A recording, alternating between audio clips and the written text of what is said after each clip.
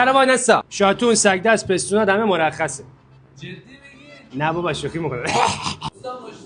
خودم راش بندازم. تعمیرکار مثل دکتره. همه سولاخا پستونا دست ماه. تو کجای کاری پسر جان؟ تعمیرکار یعنی با دوستو از اگزوز وارد چی، با آچار از موتور خارج چی. همه سوراخات با گریس نسوز میبندم. شافت مجنبی در سرقلمت ناراحته، کاسنمت سرمیلنگیت هم روغن بده. امیر 3 بار تکرار کن تعمیر رایگان.